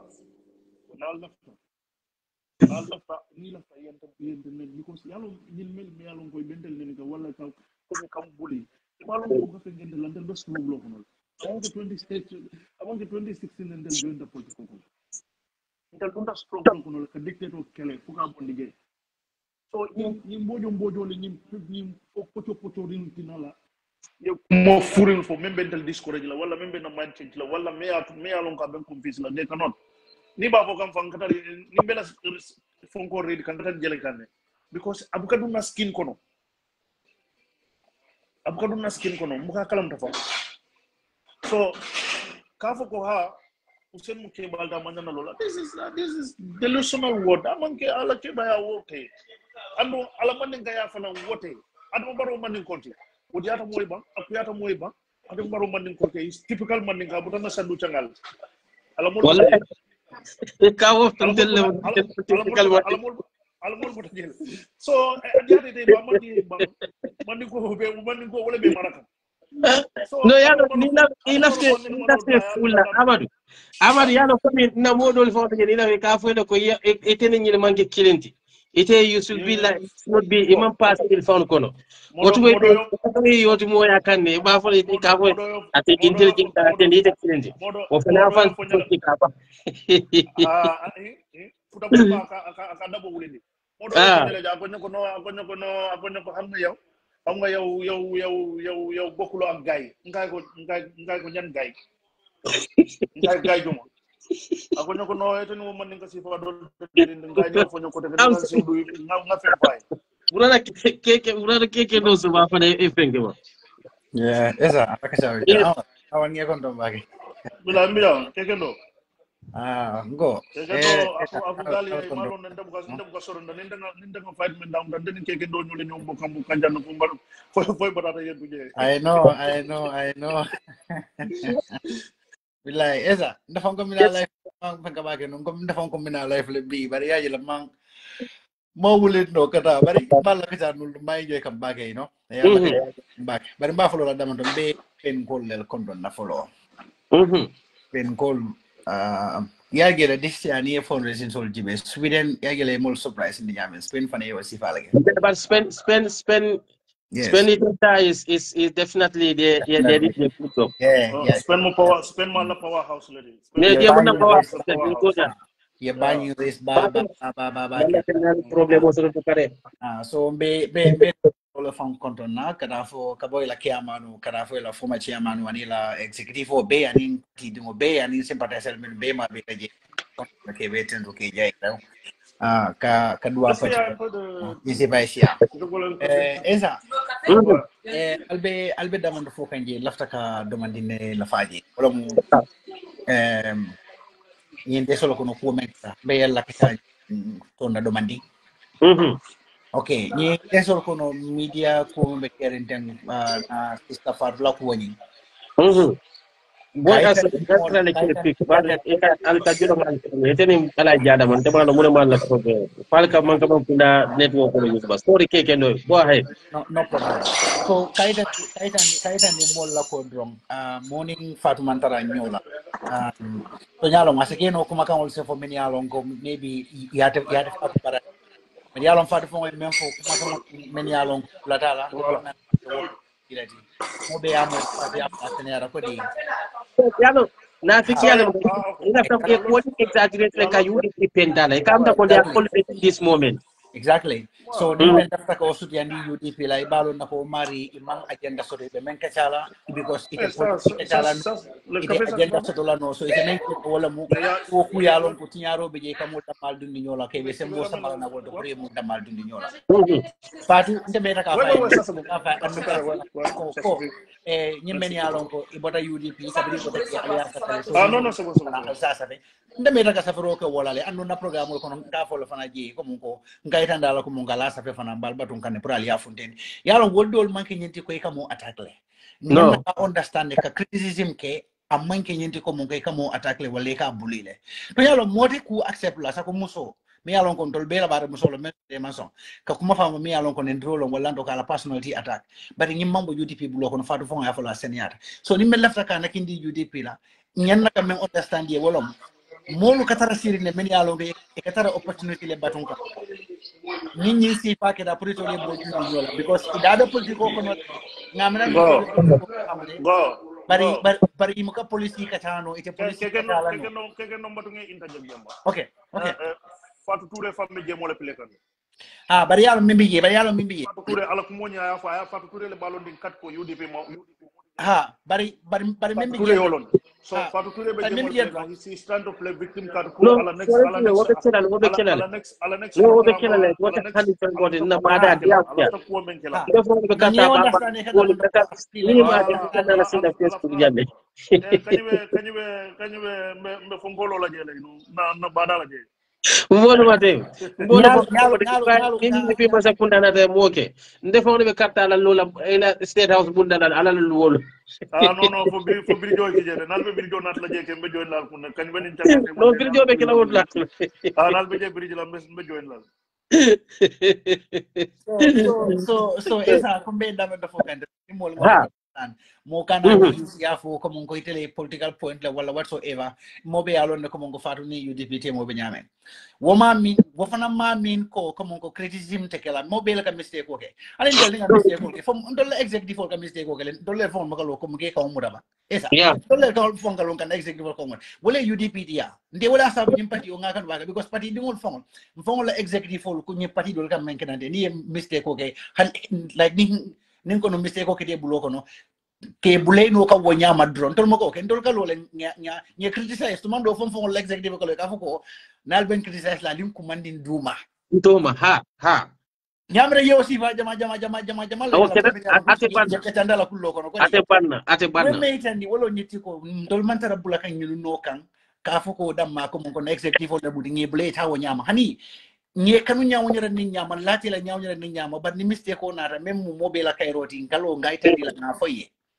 womu pationi banku kanolati wala ka wetandino imagine bi ajibe you know dol man dum politiko kono folo bari la nyato ngol jibe mistake bakral men kele bulo kono hanu o ke kale alala e ke tay be fasale kam woka be tadi la wolo mo nyinti kono na jernyal be nyamen politiko kono politiko mu fahamo lati ni be dum na kono e ba faham la be men kele bay la hada madi ya fana fon e nyen na kawol fana kumba yandi katambi kamo ta ka kubur ku kan e kam ko yes keke to batunge interject ya yalla nyun ko bebe nyame these people come in Gambia be nyame katra UDP batunde at the moment ku ye fenke dron hali UDP to ye nimisa foje and dumadim foje rek because ni ajube baba jaye nyin recent spend for recent ba jala video yaje media jomale ba funtindika yaje journalist jomale be diam kala Imagine if this video or this kumomen photo, him photo UDP la fundraising la wala la meeting blale. Even many yalo they call themselves human rights organization or activists. Ibeole bata like I la fenkola. But Baba Jafela lota NPP la fundraising la kanya tilin sarakulo la kafo eko. Ni UDP be kamfada ngatle sarakulo kamanyame. Sut la lawyer dabo abe kamfada atle sarakulo kamanyame. Ibe kamfada Baba Jako. UDP be kamfada sarakule. UDP mu toilet. But abe jomal de majak. He's talking about the Mandinkas. He's talking about the Mandinkas. Kanyitan di sarakula ko niaje ko UDP be kamfare Adama Barrow kama atil sarakulo la kolom katung Adama Barrow atil sarakulo men be do kola. Mandinka de be sirin jele de. Maimuna Sise da bonyul bebe sirin je. Amat jidanyul bebe je. And then media tafula ko manyin kuma kamoje. But none of them are talking about that. So if tactically play UDP kama, and we have to be very careful. Media to ninga mistake in the benale kampuli, katna moli found bulandin found la kan neni, wala mandin kol ka fo menna ko ela wul fatiyar mun ya fa ila korda kono lundo e bena ni la wulo la eta joso. So if system le play ka UDP ka wala muko, UDP la ko men be media kono ke intimidate. Ka UDP bulandi la ke shame andu manya na sonna Friday na brother Friday ni ko ya bara man neni ro manya kondo but fatu tule na kuma kama nya ya fo ka ko clear ka fo ko ben in fatality kumo nyim faya manke UDP NPP la but did it and then ke no be kuma kilim fo lay de e ka hypocrisy long gambiano la dame the most important thing wala ko fatu tule la fo why they don't take that as caption fatu de ko mansa kunda ya la contract ko be terminate even ala private partner son men yalo ko advertisement contract ko diala mansa kunda ye suppress pour kala contract ko terminate with those people but that was not their interest and that should be the most important because wala form right abuse the banku duna independent and ala affiliation in any political party that should not push anybody to go through that but that was not their interest the only capture their interest about wala muko UDP ko leanen wala for real danger to and that is the real danger because I didn't know so-called Cambiano member sitting America or Essa to that man, you know, amanka mo kendo de navikolam. So barnga do man for after tengaji barnga na last point of tengaji esa ninjo moto rek pour ka fatla ninjo moto sanga drong wala mu ñenti ko fatia ko indine so but ku kilimbe je ngoto fana seniyandi wala mu ñenti ko ka criticism ke woma mi ko mo kamo no kaneka ataka sanga nanteng hani woda kala no ning me yalon ka be ke kan amandra ke kan anyama ba address la le atara mambula mola mamoneng bar ko mo ka pointol ta kay tandi la men yalon kay mantra ke ku kan nante mbogol dol tandi la kon kadam to fonande ni mol men yalon kay be funde kay UDP ba post la be kala breaking news solte ni murun tanan ndol fana baytandi la koy murun tan nan de yemeluta ali yemelu post no e murun tan nan nga evidence ol ki ali you know what we expect wolo nyinti ko mongo the same media ke ba fonten den nale and one thing fana pour ka fo mol esa pour ya understand PR manke ku jawti media house social media you know more profit making in the fungo better priceless so amanke ku jawti so ni be model la ko post kan every day ba post kan nga understand ko mongo ibela do ko le be PR job la nintol ngan na kibaro so lafte men fontinde nga futandima pour ya fontindi wobe kanya na control male pour na mol yo understand ya yo understand ye ko monga manche nyindi ko yo mo jabe fong nyina fong post kan every 2 minutes ko mongo ibigel hani to mando be la do ko la exactly exactly left ka wala to fo jang wala mo UDP la police di fon nenkel la karola okay thank you so much Mr. Kekene yemen fo jawo mo sila poldi comme na mol fana wado dol kaje ko kanaje ko del fatu touré be UDP ate UDP they have independent media wala ko na NPP ko la kusia why should that even bother us exactly because we have you have UDP TV and media you have UDP online bandaba you have other UDP online medias those are belong to the party but Fatu Network or any other private media that is their business entity they have employees where every month they have to pay their salaries those are not aligned to UDP so by force kafo ko nyanta na ku kendo le kala what those people are it will kasilo le jube coming ko it will be a profit to make la nyamen and na mol fana nyanto understand la ko kaje ko these are independent medias So, but we have them from the party, we also have every right to come and encounter them. But the Gambia the problem moment, most of the journalists they think that they are untouchable. If anything, people have no opinion to express about it. People cannot encounter them. If you encounter them, they will see that as an attack. Because I analysis we don't agree with his analysis. And then people start to go against his analysis. And then he turned that as an attack. And this is very, that very, is the very only thing. That is the only thing. Victim card, play victim card. Yeah, I mean, come on, near victim card play them. Because they can score political points. Yeah, that's the only thing they can do. But there's a lot of them for funding kill la kuoto rek na Gambia for kill. So come many along ke so kono ka refaila wala to be bantala jang ila family best. Purumbe nga hakilo tiye. Adama Barola Masakunda wana atale sanjitang bengalo ne wata keno la kotake amam fongo fenkeno ninkeli ata kala no mantare la plano ninkono iba wosu de la nyame ensa wala munige na budgetol deda ko do men nanka mo kadum pour ka fun ninkel la kuol ning ka volta ka fisa mante aka wala kuolto na ko do nanka mo ka men ta ni en na banko la ranke sota ya kudeta la men nanka mo ka fun ninkel la karala wo kaytandi la Adama Barola Masakunda ke bitaka nyaadi le exactly. Funding manke Adama la Masakunda la priority. A manke Adama la Masakunda la business. Ti kweka use to la drone pour politiko kono. Aneka skill. Ka sponsor soto. Wala sa international donors on behalf of the funding kill. Exactly. But mba funding kill ngin kala ku kilinda mala esa ntengaji. Ning campaign yo kanasi ka football jasi data anin ka waso nin ka tolo. Abala power dal Ibella fila wala bang ila baluwa kono bang ni bat na wakanda fo wala imuka do morisoto no ike futula no ila alfa lietara mako ro dato ja ke no le ko ibella fila ina la ko political party na meya lonko ye nyine ke la tamande lambloti ko be do ko create la fonni kelien aketa sama do ko lati bang aketa lon nati bang aketa karamati bang mecho bundala anu meya lonko hanu mecho bunda nyin karam nyimbe kala free lati. Exactly. You know, the 5-point agenda in kono. And esa yalo ne me fon kuma ra be. Agenda kodo me yalo ko mbadi la sama do kulala na yin fon ninkela na tem pour yedu nyin agricultural business ko na de nyin horticulture nyin gadi na ko nan famelu salato lu sarol nanda sifa nan de. Yalo ne yudi la 5-point agenda kono membi ye. Abe Nyulla nyin baga solu be wafi na Gambia banko fon la kam pour ka jeko Masakunda ba make so la ko nyin hotelo liye dia moke hotel ka sula ko fenna abebe sanna nyim funding kelel bulol kono amanjare hotel leta outside to order some of these things. Yeah, because sign na hotel kana customers le Senegal ke be bondi na ngelo to ba sign Masakunda na UDP Masakunda ngani create ngani funding kel mako yi ni support nyin ka yin business ba ka don londi ni agricultural business all fongol be sanna geleto e ba gela ko hotel se balu funding kel se balu so ba gala ko sama do ko te kala nyinti ko e kamen soto ko dam mal do mo ko do nyini bari ko le la karta ni so da ko kala karta ni fulo français ye kendo Europe ya ni mo ko mu fama so te kan automatically they are millionaires. Here, the farming is not for poor people.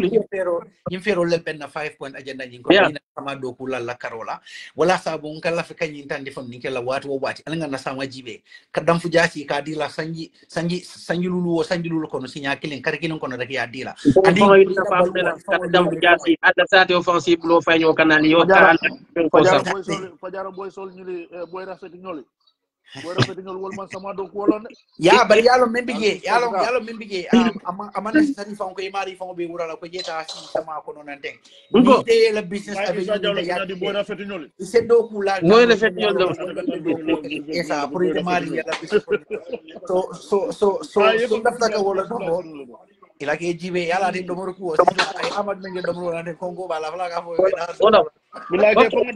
thank you so much brother KK asna damfa. Yes, bro. Yes, you can go ahead. Ndo nyakile wala ni bembula la tawe na la mul busa dabani ngobe pete abana reno. Bari akana ke accuse to no. No, ndebe ke li busa mena dron wala muli dabula kuro mul kane folo ni ko do diala ko do dom. Nyal bula do ko mena li ba. Comme be esen jobar fanan tan la mbaje la because kunan na jala sefero ga namra modo bon na jena de. So meltada mbal dan al murna al fals kono nal bele denda famen nan ko ramen muranje janin time bida jani ba fala this month on the 25 bida baba benno al murna nal bida baba benno Le truc de trop bon. ah Oui, le trop bon. janim baba binal be murna nal da baba benno nim baba na dale kuro sang ale dale baba bolo sey ya tandala ko ma lemen ka ambe da yal filindile ngana so ni yalo na ita winna so gambia dum molbe ndollo badi bu jana molbe je molbe bolon kono molbe ciam molbe jara e be batari 2026 be jam fari fe ko sanji kelin doro nan kardan dande bara be jam fari fe ko mon abe jam farin dol fe la fanta fo kolani bata e ni man dukana fem fo mole banko kam mira mantarela ko ka fo ko 2036 e 2031 2031 bro boy ni bala va dio fon do aral de so parce qu'il y a des différences. ndol fonnin jawli boy please alin kanan danko ni mol mo mol milliard neno ni men banko kanu because ni le banko kanu du fa ja ko jiben aka kuma sifa men fo media ro ni na raji ben ino ko men fana nin na sister nin fango nin tema ni na raji modol bi je camera no be pareren tol kamane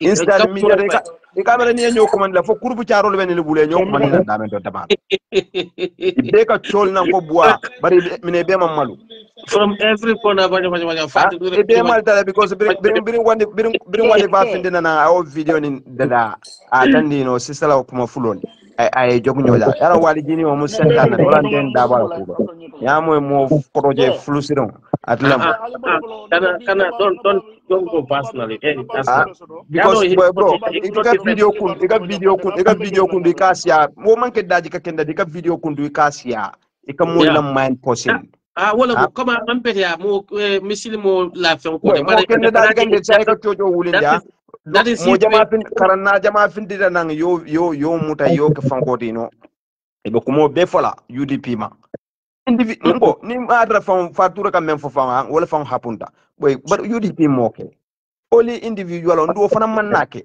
ndoli kan tumi nandiro la bare mo ko nandiri wodi bondino e bu kan nandiri sefer bondino e bu kan page bondino ka vani mu UDP page oldi felabe mol nenga e bu ka keno wallahi e kan yimbe be la e bu ka evidence natindi nak e bu ka evidence sama nan no e kan wala on nyoto la badala bro esa njaay wo mo mu njaw ala ko e kan fasi fa ken e be ka tol nan atra kam faari UDP kamay bu kala on ne be ka tol nan wala na niyo moy radio ta ba fan nen diandi la wala na imam fofana tonya wulan fa no be boda blacklin ay tonya fa ka dawo doyatale ndun tonya la e dawo doyata ni la be la cran complete kairo kono fota UDP ma because wo cebal bodo let me tell you but ngi interject jay let me tell you some na special like na nyim mandi kadi ndun men yalla koy ka foy koy karantal boy man karan but ka comme be mentality membe bul ideology me ya soto wala mu ko if they align themselves with UDP they are it can come for come they don't accept them in the society. So kadikan dila kontel ningil temoji ko sifa trendi because ya UDP pentiment na wala ko tribal molam. So for those people put fam proof moli kaje kontel ningil temo sifa kente all they can do wala ko to attack UDP because e kaje ko manding kapati la so ntel men ya non kontel ni wala so that's what Essa wala ko do mem bodo nte la famu rota da damendo wali amira ni ba wali ibenin fan forcé to fan karando men ani ke fan kanen karana baldim bango abbe palaso ndu yalo na ndo len cebaade munata chance te wala mo le problème o de chance tale because alkal fan ke mental man ke mendi pabi tal sikala ka bango le palaso dual block you can't try to get but always I can reject. I don't know what is the reason. Ebe pon la kelo la fe ko alkamol alkal fan sumade ndol mel na man si class of on ndol el tere atal adol milal na be karon la sanji tan ndol nyele mu nyele kay wa kaw kala ki ñi xamni dara ko mol ke lol ka ho nyele yalla te la gambero bi li tam la wala mu because alkani talbe nin be tuda men yalla na alka chocho ten because ndol gambe dum mansula ala mansa ndol mansulo la sayente ndol sula da pabi talla so wala mu no nada ale naga bala ale menke barola aliyo kam molla ndol dun to kala alta tarabanda len to la fanko chusin nin ko la stade ni king fm ko la ye interview bari yakuma jama fuje me yalo na man ka tonya de ka bangu dim sonno mo suñan ka wa kribu karaba dun dajana abbe man ka yara fan ne ma jamon na de la kolaje al kandol hada kenan albe malda dun nal na monde jon edin sordol fana bidan tala ilayn kumul melal na man ka tonya de bidan na da fola radio do kada bangu dim filindat an say me fonyo de dol ba kala bro no e ba kala seferol be yen sefer karantawol be men ko dañu UDP tono nda bela me alo ne toñata be koma ibida sikala ko daga da créer la registration to and then monde na mol milal ne be santol de buka access so don dani de ben men na jang every day de kana jang kamol karande buka access so ka dun jang ibita le te niol toranda la ko take so ntebe na mol dan na men na karana mel be fanan kono ni fero ke kamola nam fane se fero ke ne counta mo kilo milal ne kasia natra kasia ito lel ka ki duma wala ne kasia fo fanan kata ni internet lo ka kasia e canada internet lo ya ki o mo kilo fanan duma o journalist kilo ya ki duma yo fanan sia o nyama nkale counta nkane bulaje every time be na mul feeling like be son no mul feeling like no mbe na honorable fanan tentu la melial ne no in sister malom ba fala nyaade sibo janke wol kada nyaawuru wol medial ne be yaay kan ten ni santol to ila taje is very important because wol men ka fute me kala e ke fengendle e ke kungul fengendle no e niol katara torale njele because son dan ka communication wol ke jele no yalo boy dan fam problème menti gambia ntel la ko mu bala falti because munam we take as a coming ka ntel yama political menti wala mu ko kana fiki yake political menti ka kumo fo memman soto bare adama yantalo nako kuma mbafula alkiyama loluna alaben kitin labela so that's why I personally mafo ko mbuka kuma fo nka abanke nka membe fo abe mutonyati askeno nka ko dol fo mistakenly bar mbuka wuli wo kama ka kuma fo memman tonyati because this is monica fo ko politico mu atodo politico mu fen nordune wol fo man kenya because ni tane ko politico notade ite dum muslim wolti fo lata la ka nota mune be dundi laji what a Muslim politics. So model way of politics is not about convincing people based on truth. Well, kamune ke tan godro alenga tanga fania la ñu karñol. Bar ko kile mol fel tamen wala mu ko ni mol convince fania la pour ye fasa. O fania ki wala bene tinyana because fania nene buka molon de kabamba. Wala tinna anita da qur'ano kono. Ara mun fo fir'auna. Ako ala inna fir'auna ala fil ard ja'ala ahliha as-siya'a. ليستضعف طائفة منهم فمن طائفة منهم يقتلون أبناءهم ويستحيون نساءهم إنه كان في الأرض مفسدين على كل فرعون أتتبعون كو كان كالا مولتا كي ديفايدن دي برنين كمالا قاسي كفو دولتا كل لنفندي كافو بات إسرائيل كل من بيتيا أي موتا يكي كنتي پردول نيلي ولسي هتري بيلي ولتيما ولو هتري بيلو against one another أتيامنا ولبانا من سيا tula fofau but ala ko adbe menke ka malo kata te fira awna tatamunela ka banko kantinya woto bill rula ite ka molle dividing di ite ka bina ko be benefit ka wala one day or the other what division o nying ite ka law divided and rule men ka wala kanete fontinya kato ala ko banko tinya dal mo mo sifalt so woto man sabo ke salon ko be fira awna la sinola ka bara jube ala fira na halaki nyaadile. It's so sad and unfortunate. A country made up on content mumisili moleti. Unkata jamiol to every corner, every Johnson, yakuran tankadula lesotoje. Every corner jamiol lebeje, misirol lebeje. But a mental society. So most of the people with the politician, they cannot convince people based on anything. Ibukamu convince no. Since me mfono nga fale UDP munenir lalet. Yem fallen. So wala tina ko you see the people moment lota kafo ko UDP ka banen rol ko wala kinan te potato but tata baro men kan wo mari wo baro ben na fulo le tinyaka ba ma me na jada kende fenke tinya ba ma buka economic tinya banku ka ba ma buka corruption ke banku ka but kata corruption o fasa membe te tinya be diwni tinya moment yende ni ala bula nyola parfois nyanta kenna ko neni ro nyanta kenna ite talo al mo kam membe banko tinya kamba no e kanyim be dishonesty neni ro man ke politique bati la problème ko man kan dul fon le problème de UDP ka bukan nandire ke josi kam mil ka ke nyaka tarol lal ngon dul fon même fon de fon wali bro yalla minen wali to le UDP ko fon la ko lan wali baba boy wala on ni to rabada bro because lamin camera bula da jana man nim be na ngay ba wusen ba mana fama be na but ibe siri ning internet ro jangay na man findi nang ning life like that ko complain No, yalo bulila mo ka strategy le use UDP ka so can penetrate. Boy, foka fo dol na UDP ngati mo dol fonka foko ha molbe pati o bulala le nalman keten mboji sedi kan nalman hani boy bamba wol do en taddi mi bakala man am tere ndata WhatsApp ko kono nana wodi o futale mom o bala display da jelo dadde no because yalo molbe man ke fonko e daga ni men keto ndata kenola kana live thing katraje already nta bari every fucking day nka time odi mfang la WhatsApp kupol kono nka display jele nka kumol fola nun na display ba fon ga jaka ken na mollel din ko alin ka kalam fang tan kam muro tan kam fang karaso ni man na moje men ne ma evidence dala fo de molle je sefero drom par ka de wurna no mo je fi dina me bum kono kan na multa kan hata glala fo kam boji wol be bulande je no ma fo de chamol kata fake profile le create ka UDP chonko kenye ka o sival man korage no na jamla nyanta trala ye fo nyola no ni ya ni kuma fo patio dinguma wala kuma fo patio ma patio ding kilingi ko lake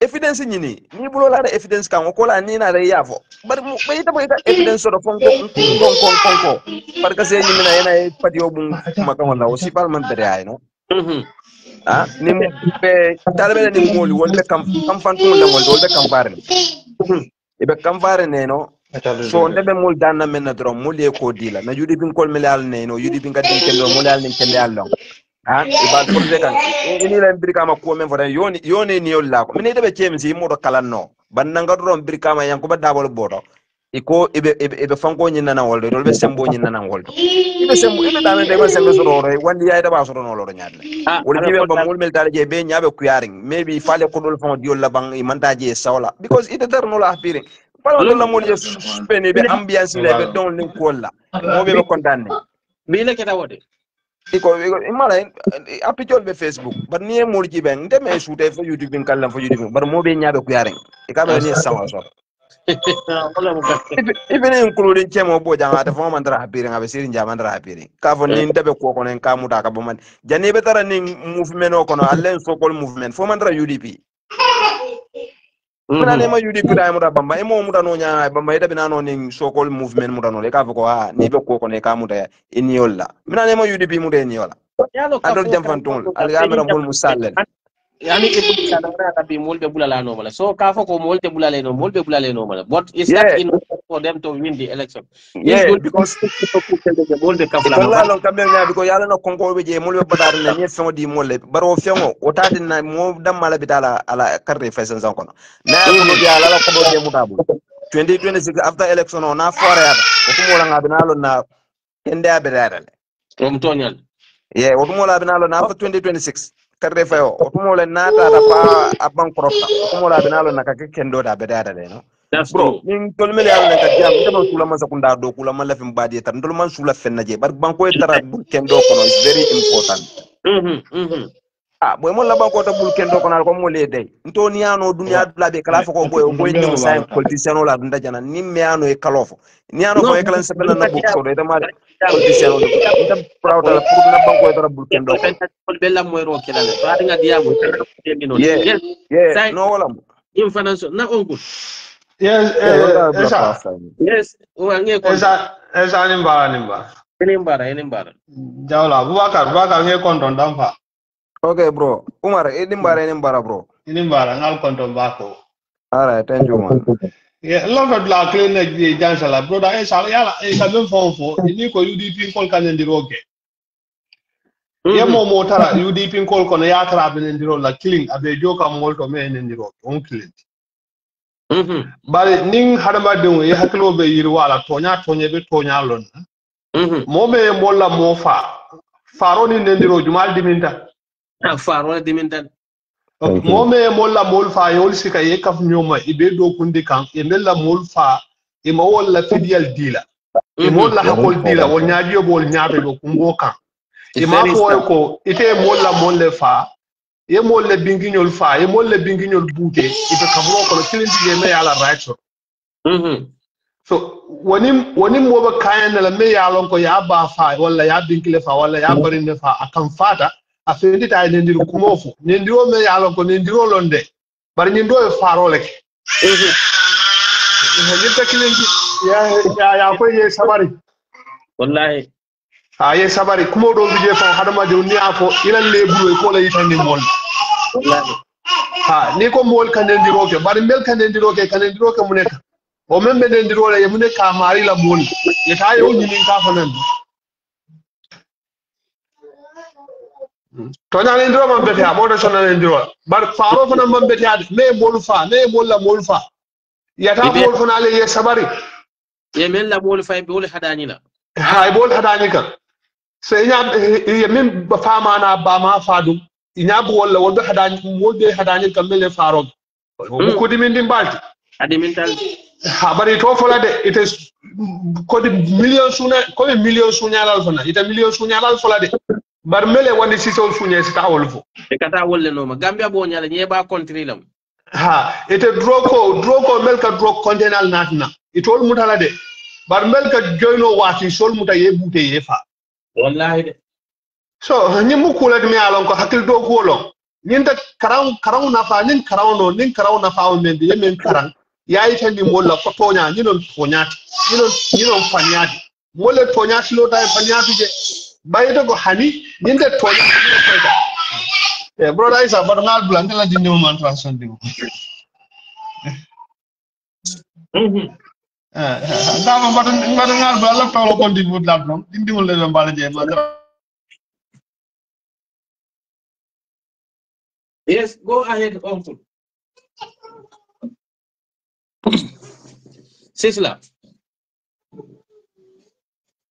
Sisla ila ko le siade fonti ye oncle drop tale ngay oncle drop tale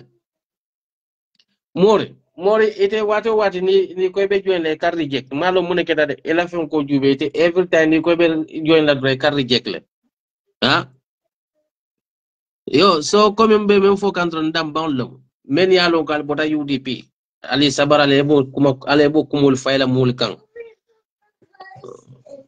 albenyim nalbe politiko kono nalbe kol kekan ali sabari koku ay tanin hakilo lay tanin doman sama membe kelan kilinte jeyme nkana kumul fanyo kambe kuma bal fulanyo makam fa kono aman nafa soto so anyway bedan nale janne fo wati koto woto inshallah viewers ngalbe tank